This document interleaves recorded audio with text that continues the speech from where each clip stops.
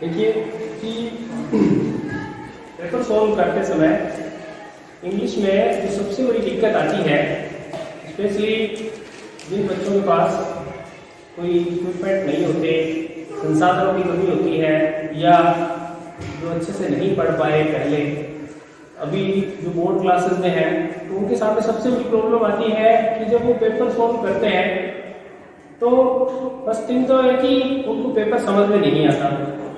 तो दूसरा ये कि जो क्वेश्चन दिया रहता है उस क्वेश्चन में जो भी एग्जामिनर है वो पूछ क्या रहा है और उसका आंसर किस तरीके से क्रिएट करना है, ये सबसे बड़ी प्रॉब्लम रहती है।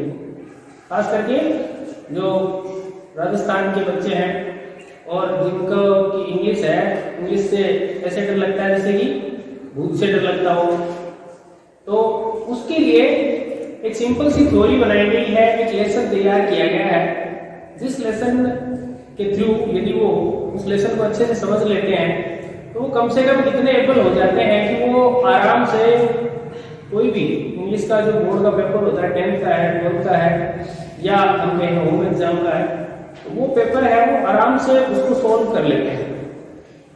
उसके लिए थोड़ा सा इस लेसन को हम ध्यान से पढ़ेंगे और अपने टीचर की गाइडेंस में या कहीं भी आप थोड़ा सा इसकी एक्सरसाइज कर लें तो 10th बोर्ड है, 12th बोर्ड है, या कोई भी होम एग्जाम है, उसमें आराम से जो इंग्लिश का पेपर है वो आराम से आप सॉल्व भी कर पाएंगे, क्वेश्चंस के आंसर भी दे पाएंगे और उसमें इजीली अच्छे आपके मार्क्स भी आएंगे। तो उसकी जो मेन प्रॉब्लम रहती है वो रहती है क्वेश्चन से आंसर को क्रिएट करना। तो वही हमारा टॉपिक रहेगा। टॉपिक का नाम रहेगा आंसर फ्रेमिंग। तो आप नोट करें आंसर फ्रेमिंग।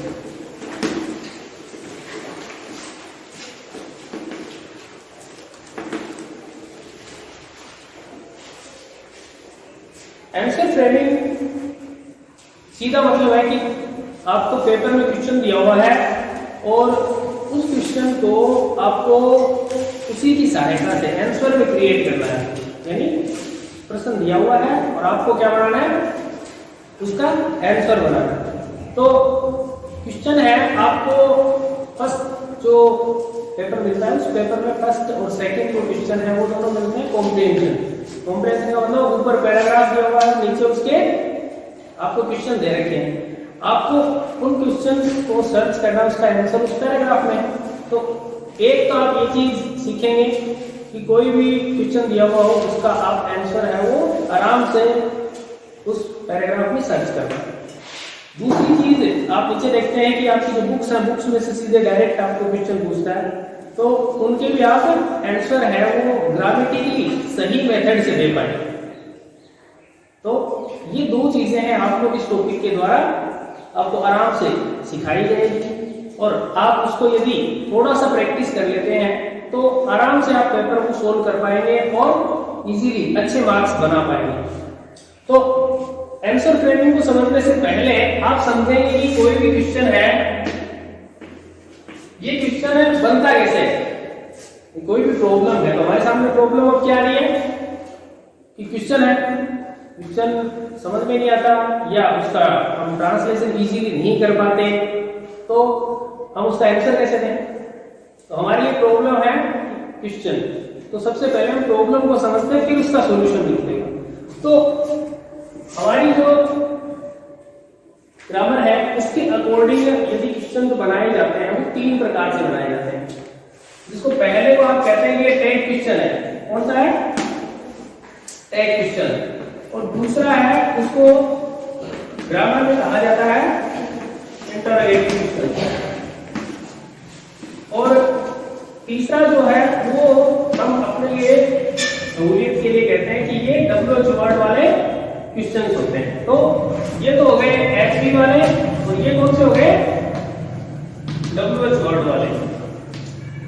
तो 3 प्रकार के क्वेश्चन है। 3 प्रकार के प्रश्नों को यदि समझा जाए कि ये बनते कैसे हैं, फर्स्ट थिंग, और सेकंड थिंग कि इन प्रश्नों का अब आंसर कैसे क्रिएट करते हैं। इसका मतलब है कि सबसे बड़ी जो दिक्कत है क्वेश्चन से आंसर बनाने की वो फिर सॉल्व हो जाएगी। तो रेडी हैं आप सभी? पढ़ लेंगे।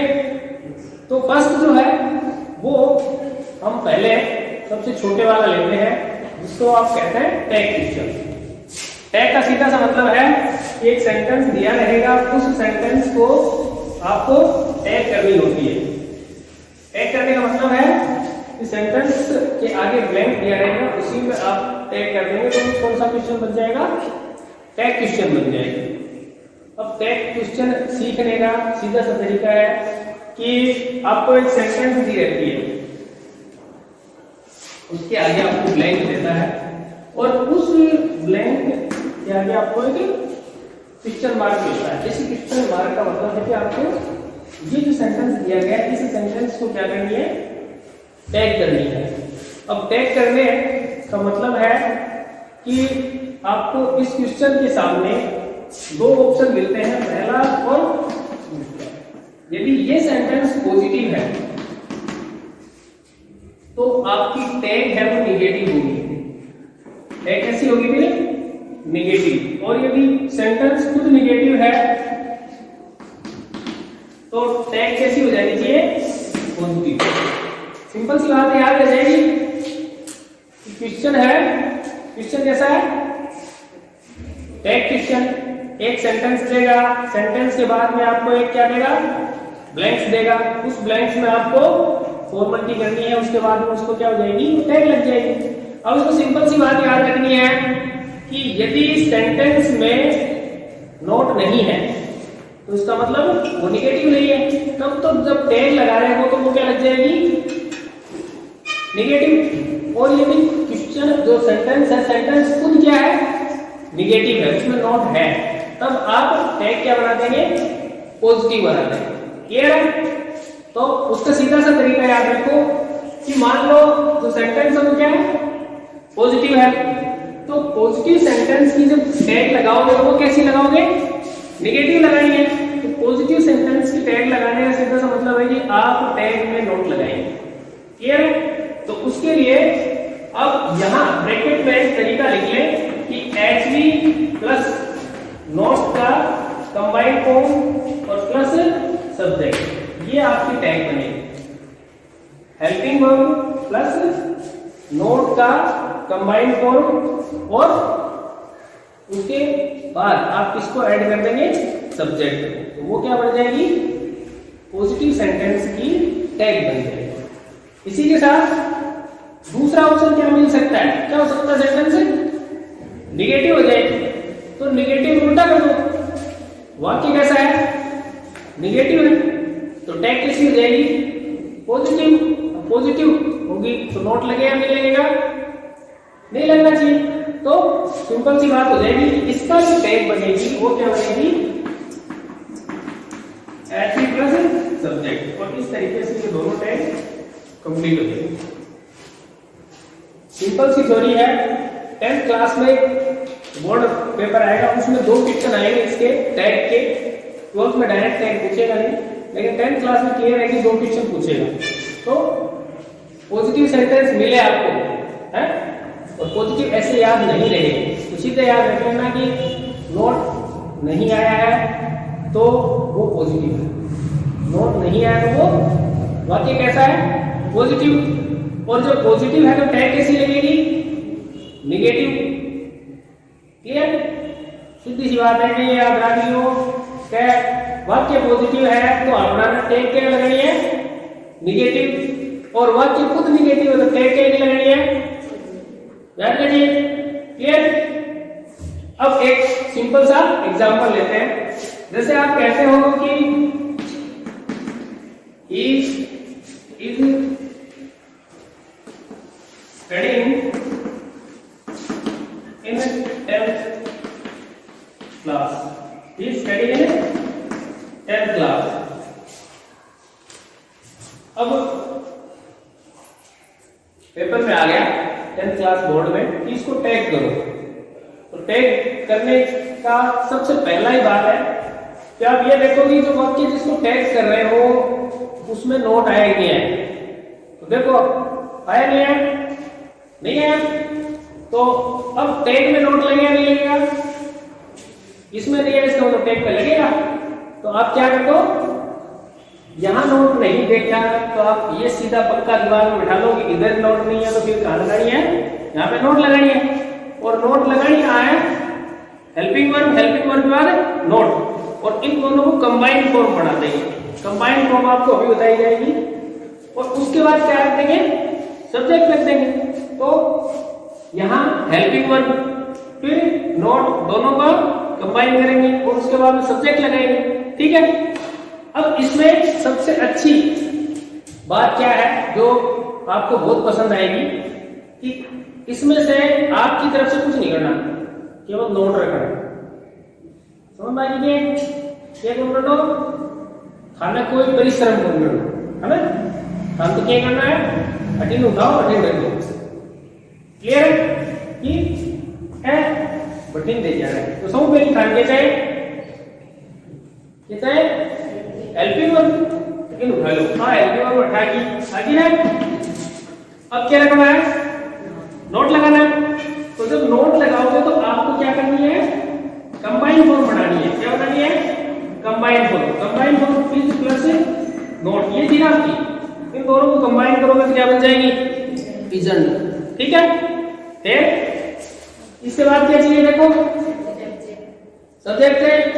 तो आपने तो करने को तो काम, आपने तो पढ़ने लेना है, ठीक है। तो इसका सब्जेक्ट क्या है, ही। तो आप क्या रखोगे, इजंट ही। क्लियर है। नोट के अलावा आपको कुछ लाना पड़ा कहीं से कुछ नहीं लाना पड़ा। सीधा सिंपल सा था, जो भी सेंटेंस था वहां से जो मैटर मिला उसको उठा के केवल नोट अपनी तरफ से रखकर आपकी क्या बन गई, टैग बन गई। दूसरा इससे भी सिंपल है, ये है यदि यहाँ पे नोट हो, है ना, तो आप क्या करेंगे, मान लीजिए कि यहाँ इसकी जगह और ये था इज नॉट, क्या था, he is not studying in 10th class, he is not studying in 10th class। तो अब सेंटेंस में क्या नोट आ गया, एक से नोट क्या हो जाएगा, गायब हो जाएगा। इधर नोट है तो उधर नहीं आएगा, इधर यदि नहीं है तो उधर आ जाएगा। अब इधर नोट है तो आपसे ये फॉर्मूला लगेगा, हेल्पिंग वर्ब प्लस सब्जेक्ट। तो एचवी में क्या रखोगे, इज, और उसके बाद रखोगे ही। ये बन गई आपकी नेगेटिव सेंटेंस के लिए। यहां तक कोई दिक्कत तो पूछो, हो जाएगा।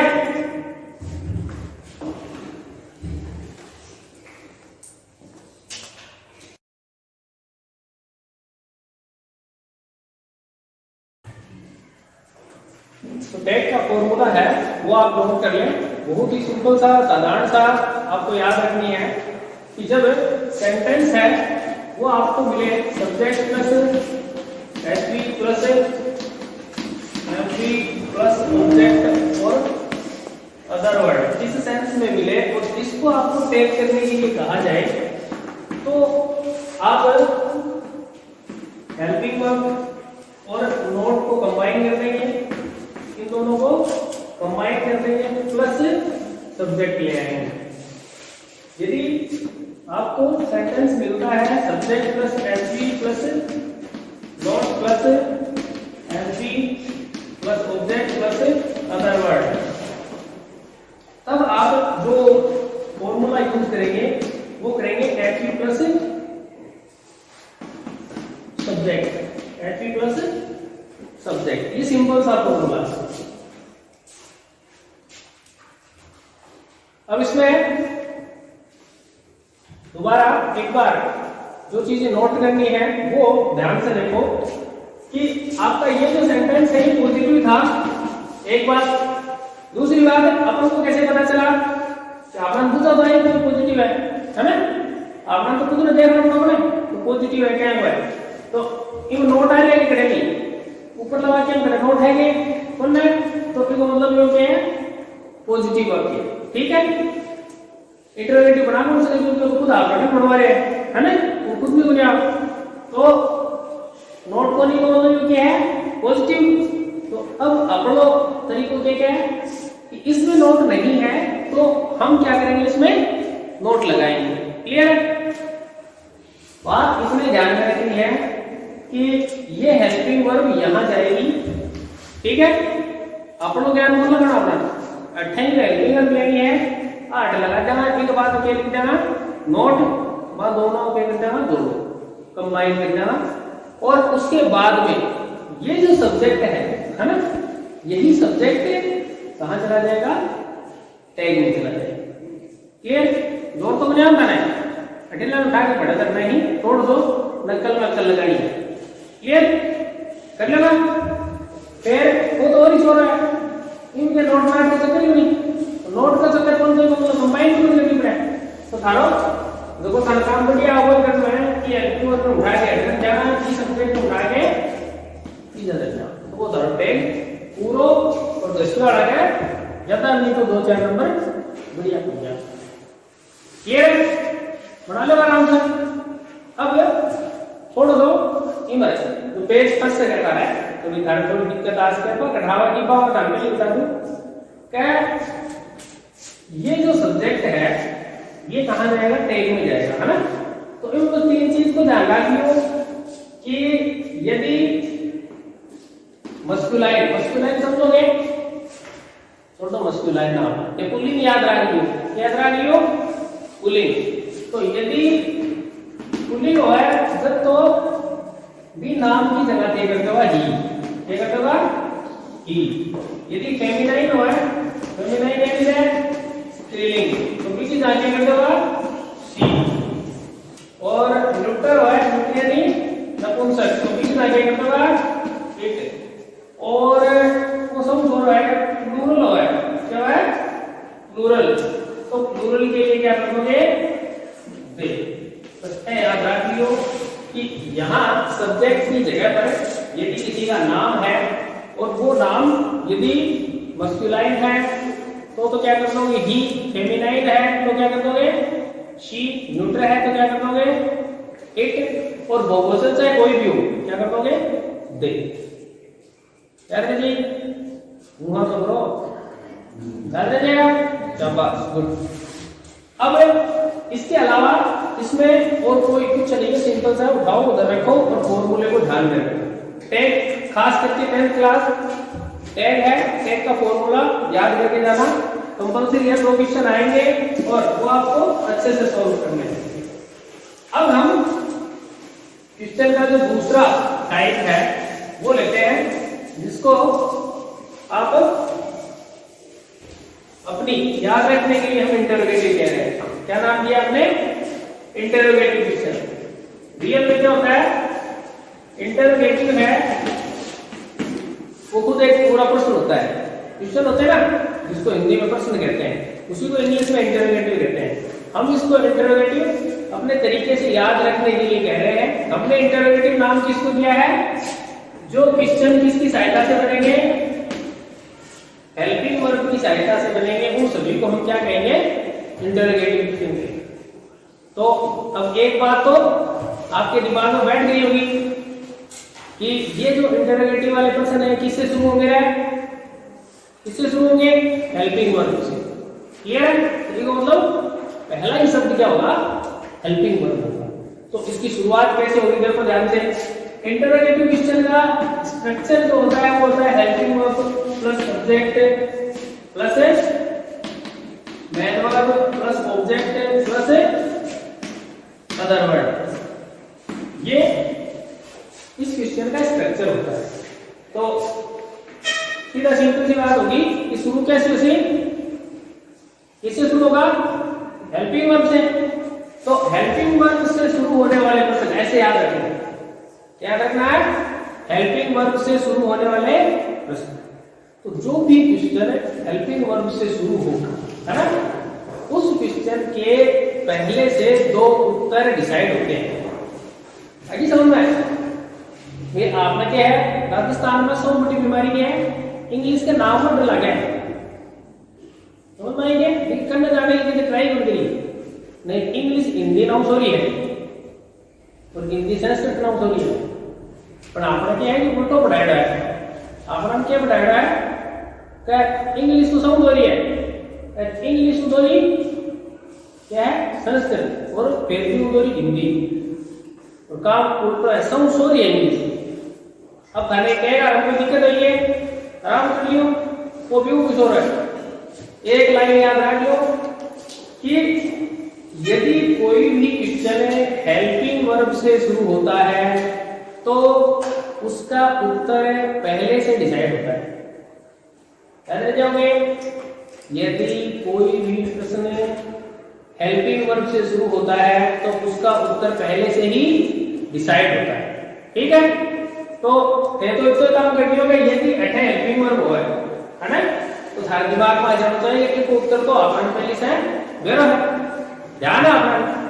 तो उसके दो ही उत्तर हो सकते हैं, एक तो हो सकता है यस, क्या हो सकता है यस, और एक हो सकता है नो। इसके अलावा तीसरा उत्तर बोलिए, दो को तो ध्यान रख के देखना बात कि एक बात यह ध्यान रखना कि प्रश्न शुरू क्यों हुआ हेल्पिंग वर्ब, और हेल्पिंग वर्ब से शुरू होने वाले प्रश्न को देखते ही हमारी आंखों में अपने आप चमक आ जानी थी, राज्य हो जाना चाहिए खुश। क्या मिले ठीक उत्तर तो अपना ना, और क्योंकि उत्तर दो के अलावा तीसरा बोले उसके क्या तो हार गए ना।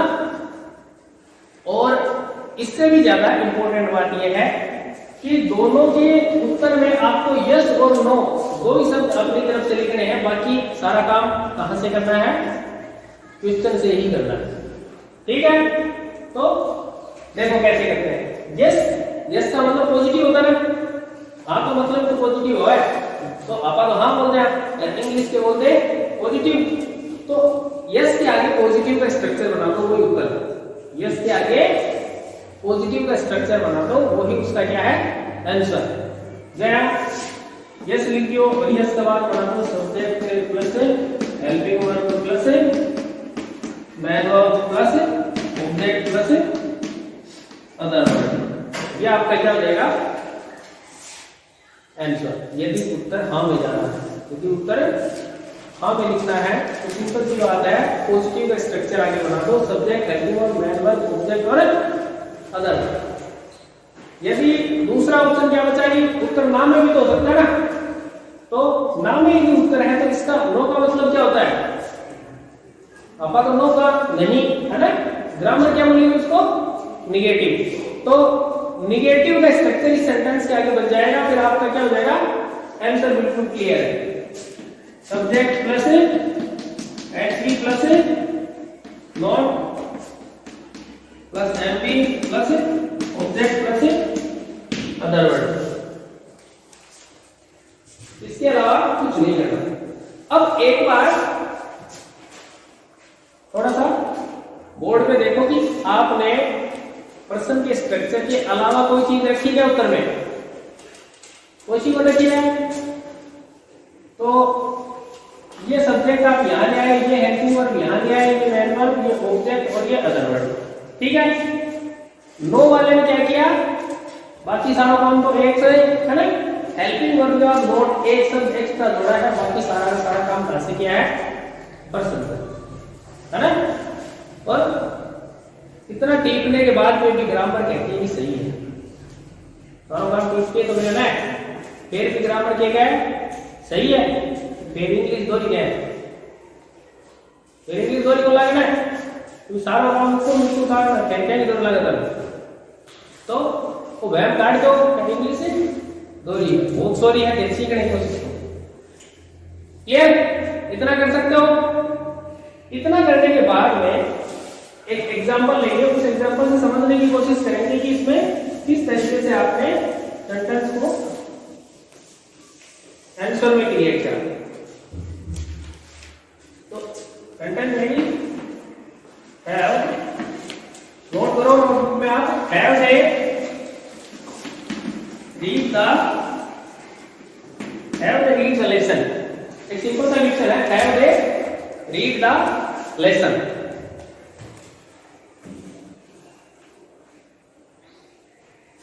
अब इसमें देखो जो आपको परीक्षा में करना है कि सबसे पहले क्वेश्चन को देखते ही आप इसको देखेंगे, ठीक है। तो ये आपने देखा कि ये तो है ना, और थोड़ी थोड़ी देखी भी लग रही है, देखी चला गया। तो आप कर देखिए हेल्पिंग वर्ब देखी ना तो लगा तो हेल्पिंग वर्ब है इतनी तो पिछाड़ जाते हैं। तो जब ये हेल्पिंग वर्ब है तो इसका मतलब ये पर्सन कौन सा हो गया, हेल्पिंग वर्ब से शुरू होने वाला। तो जब ये हेल्पिंग वर्ब से शुरू हो रहा है तो फिर क्या हो जाएगा, कुछ हो जाएगा ना, दोनों नंबर तो पक गया है ना। कैसे पके कि हेल्पिंग वर्ब से यदि पर्सन शुरू हो रहा है तो हमें उत्तर आता है, आवन भरा है, तो इसका उत्तर या तो यस हो सकता है या नो, दो ही तो होते हैं, तीन दो ही होते हैं। तो उन दोनों में से एक उत्तर आपको करना है। तो प्रश्न को पढ़ने से इतना ही पता कर लो कि हाँ या ना, उसके बाद उत्तर पूरा का पूरा आपको प्रश्न की सहायता से ही लिखना होगा। जैसे एक बार मान लो कि हम दोनों उत्तर कर रहे हैं, यस भी कर रहे हैं नो भी कर रहे हैं, क्योंकि हम तो एग्जांपल ले रहे हैं ना। तो यस वाले उत्तर में एक शब्द तो आपको अपनी तरफ से लिखना है ना, थोड़ा तो खाने दौरान से तो एक शब्द तो देता है तरफ से लिख दियो है ना। फिर आप लोग काम क्या करना है, शुद्ध टीप की क्या करना है, बिल्कुल शुद्ध टिप्पणी करनी है बटन ऊपर। तो जिसके बाद में स्ट्रक्चर कहता है कि क्या होना चाहिए, सब्जेक्ट। तो सब्जेक्ट क्या है, दे, ये सब्जेक्ट है। फिर क्या होना चाहिए, हेल्पिंग वर्ब। हेल्पिंग वर्ब आप ले हैव, यस दे हैव, फिर मैन वर्ब, फिर आगे ऑब्जेक्ट, इसके आगे छह नहीं तो फुल स्टॉप। ये आपका आंसर हो गया जब आप उत्तर देते हैं पॉजिटिव यस। अब उसका दिमाग खराब हो गया, मतलब नहीं पढ़ा है ना, ये पढ़े कैसे देते हैं बेटा, वो बोले मत कौन पढ़ो है ना। तो नहीं पढ़ा तो उत्तर किसमें हो जाएगा, नो में। नो लिखा, नो के बाद क्या लिख दोगे, सब्जेक्ट दे, फिर क्या लिख दोगे, हेल्पिंग वर्ब। अब क्या लिखेंगे, क्या लिखना है, हाँ शाबाश, हरी तरफ से एक तो दान कर रहे के नो, उसके बाद जाओ, no they have not read the lesson, no they have not read the lesson. ये आपका नो बोल, ठीक है। सॉरी पढ़ी तो यहां में पढ़ी नहीं, पढ़ी कर पढ़ा को नहीं, तो है क्या कर दिया, नो में कर दिया, दोनों का उत्तर सही है, ठीक है। तो इस तरीके से उत्तर देने में कोई झिझक नहीं होनी चाहिए, समझ में आई ना। अब तक तो इंग्लिश सॉरी लाल में हाँ। तो अब उत्तर में दो चीजें एक्स्ट्रा ध्यान रखनी है टिप्पणी के अलावा। पहली चीज तो क्या है कि टैग में भी शुद्ध टिप्पणी हुआ है, अरे हेल्पिंग वर्ब वाले क्वेश्चन में भी शुद्ध क्या होती है, निबंधी करनी आनी चाहिए, ठीक है ना। तो इसके अलावा हम जो दो चीजें ग्रामेटिकली हमें ध्यान रखनी पड़ती हैं, वो कौन सी चीज होती है, वो इंपॉर्टेंट है, इन बता दें। तो वो जो है वो रिलेट करती है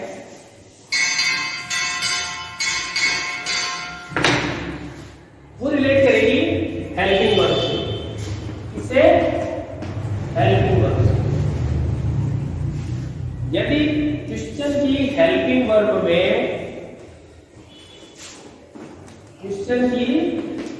वर्ब में डू, डज या डिड हो, वो कौन सी हो है, डू डज या डिड हो, तब हमें थोड़ा सा स्पेशल ध्यान रखना पड़ता है, ठीक है ना। तो पहला काम तो ये करना है कि जो ही आपने देखा कि प्रश्न की helping verb do does did है, डू डज डिड है ना, तो शोषण खा लो क्या उत्तर में मैं डू आऊंगा ना डज आऊंगी ना डिड आऊंगी, ठीक है ना। कर दे जब उत्तर पॉजिटिव हुआ है, उत्तर पॉजिटिव हुआ, समझ में आई है कि आपने देखा हेल्पिंग वर्ब वाला क्वेश्चन है, कौन सा क्वेश्चन है, हेल्पिंग वर्ब वाला। तो हेल्पिंग वर्ब वाले क्वेश्चन में आपने देखा कि हेल्पिंग वर्ब के रूप में do I, does I, did I है ना। तो उसको देखते ही आप पहली चीज तो ये कंफर्म कर दो कि उत्तर यदि पॉजिटिव करेंगे, पॉजिटिव मतलब हाँ, तो हाँ में उत्तर कराना, तो न डू लिखेंगे, न डज लिखेंगे, न डिड लिखेंगे, इतनी बात हो जाएगी ना। उत्सव का काम है ना, एक काम कम हो तो डू डज डिड हट जाएगी उत्तर से, क्लियर। लेकिन हटेगी केवल पॉजिटिव में, हटेगी कि मैं केवल पॉजिटिव, ठीक है। और ये काम टैग में भी करना है, किसमें करना है, टैग में। पॉजिटिव में टैग में आपको हेल्पिंग वर्ब नहीं मिलेगी, इसमें खुद लाना पड़ेगा। अब है कि डू को हटाएंगे तो क्या हो रहा है, डू हटाओ ना अपन, तो डू हटेगी, डज हटेगी, डिड हटेगी। तो हेल्पिंग वर्ब जब भी हटती है सेंटेंस से तो इफेक्ट किस पे आ जाती है, मैन वर्ब पर। किस पे इफेक्ट आ जाती है, मैन वर्ब पर इफेक्ट आ जाती है। तो वो इफेक्ट आपको याद रखनी है कि डू हटा दी गई उत्तर से, तो उत्तर की जो मैन वर्ब है वो फर्स्ट फॉर्म रहेगी। कौन सी रहेगी, फर्स्ट फॉर्म। डू यदि हटी है तो फॉर्म कौन सी रहेगी मैन वर्ब की, फर्स्ट फॉर्म। यदि डज आपने हटाई है तो मैन वर्ब है उसमें एस या ईएस करेक्ट हो जाएगा, उसमें एस या ईएस करेक्ट हो जाएगा। और तीसरा ऑप्शन क्या है, डिड हटाए। डिड जब हटाए तो डिड हटने के बाद में मैन वर्ब किसमें चेंज हो जाएगी, सेकंड फॉर्म में। किसमें चेंज हो जाएगी, सेकंड फॉर्म। क्लियर। सिर्फ दिमाग लगाने वाली, याद रखने वाली बात इतनी है कि यदि क्वेश्चन है वो डू डज डिड से शुरू हो रहा है तो पहली बात तो ये कि पॉजिटिव में नहीं आएगी। पॉजिटिव का उत्तर में डू डज डिड कौन हटा दो। फिर हटने के बाद में इफेक्ट कौन होती है, मैन वर्ब। तो मैन वर्ब इतना से याद रख लो कि डू हटाएंगे तो फर्स्ट फॉर्म हो जाएगी, डज हटाएंगे तो एस या एस छूट जाएगा, और डिड हटाएंगे तो मैन वर्ब की सेकंड फॉर्म हो जाएगी। क्लियर है। अब बात रही निगेटिव उत्तर की। दो उत्तर देश को न दे, दो उत्तर देश को तो पॉजिटिव की दिया खड़ी होगी, निगेटिव की क्या खड़ी होगी। निगेटिव में एलपी और लगनी को लगेगी। जब एलपी और लग रही है तो उसमें कोई चेंज नहीं, क्योंकि डू डज डिड जहां भी आ जाएगी वहां मैन वर्ब फर्स्ट फॉर्म ही रहनी है। तो पहले भी फर्स्ट फॉर्म थी और अब भी खाली क्या है, फर्स्ट फॉर्म में रहनी जब आप उत्तर ना में देते हो, है ना। तो देखो क्या मतलब सामने जाओगा फिर, है ना। हाँ तो क्लियर, यहां तक क्लियर। दूसरी जो चीज ध्यान में रखनी है वो ये रखनी है कि जब आपकी जो सब्जेक्ट है उस सब्जेक्ट के रूप में आपको यू मिले, स्पेशल क्या मिले, यू मिले, तो वो यू चेंज हो जाती है आई या वी में, आई या वी में। क्लियर है। पर्सन यदि पूछ रहे हैं कि डू यू, इसका मतलब सब्जेक्ट में यू है, तो आप जब आंसर लिखेंगे तो यू को चेंज कर देंगे आई या वी। तो मानी ना, बस इसको ध्यान रखियो, बाद में उत्तर गलत होंगे उसके। क्लियर है। अब यहां तक जिसके समझ में नहीं आया वो दोबारा पॉइंट आउट कर सकता है, दोबारा बताया जा सकता है उसको। समझ में नहीं आया दोबारा पूछ लियो, आ जाओगे, कर लोगा, गुड। अब तीसरा जो ऑप्शन बचा आपका, उस तीसरे ऑप्शन से पहले एक बार ये चीज चेक कर ली जाए कि ये जो हेल्पिंग वर्ब वाले क्वेश्चन है वो कितना सारा दिमाग में बड़े है ना, दिमाग की तो काम करता। तो बताओ तो खाओगे खाएगा। तो आपको एक क्वेश्चन दिया जा रहा है जिसमें आपको दोनों उत्तर देने हैं, ठीक है। Do they play chess, simple है, क्या रिएक्शन है, do they play chess, do they play chess, do they play chess.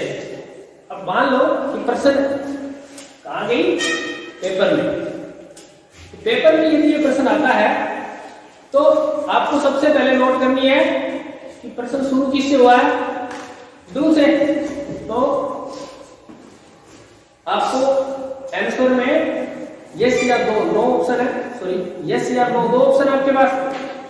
तो पहला ऑप्शन क्या उसका है, यस, तो पहले तो हाँ बोलो, कभी हाँ खेलना, ये कर दिया यस। अब आपका सब्जेक्ट कौन आ गया है, दे। अब हेल्पिंग वर्ब कौन सी थी, डू। तो कंट्री को ध्यान रखना है, डू टच का 3 को तो ध्यान रखना है। तो उसी में से 3 में से एक है डू। तो जब डू है तो उत्तर थे हाँ में दे रहे हो, पॉजिटिव उत्तर दे रहे हैं, तो हेल्पिंग वर्ब लिखी जाएगी नहीं लिखी जाएगी, नहीं लिखोगे तो इसका मतलब डू को उसमें नहीं आना। तो डू यहाँ नहीं है, किसी भी मैन वर्ब आएगी और मैन वर्ब फर्स्ट फॉर्म में आनी चाहिए, डू दे प्ले चेस। तो इसका उत्तर हो जाएगा yes they play chess, yes they play chess.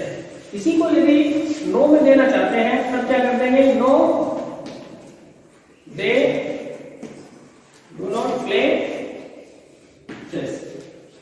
इसमें कोई स्पेशल इफेक्ट नहीं है क्योंकि इसमें हेल्पिंग वर्ब अवेलेबल है और हेल्पिंग वर्ब अवेलेबल होती है वहां मैन और फर्स्ट फॉर्म में ही होती है। क्लियर है? अब वो दोनों कर सकते हो। डू का एग्जाम्पल बता दिया, इसी तरीके से डज का होगा और इसी तरीके से डिड का होगा। डज जब हटेगी तब मैन वर्ब में एस एस लग जाएगा और जब डिड हटेगी तो मैन वर्ब कौन सी हो जाएगी, सेकंड फॉर्म में। क्लियर है? नेक्स्ट और सबसे इंपॉर्टेंट जो आपका क्वेश्चन है वो है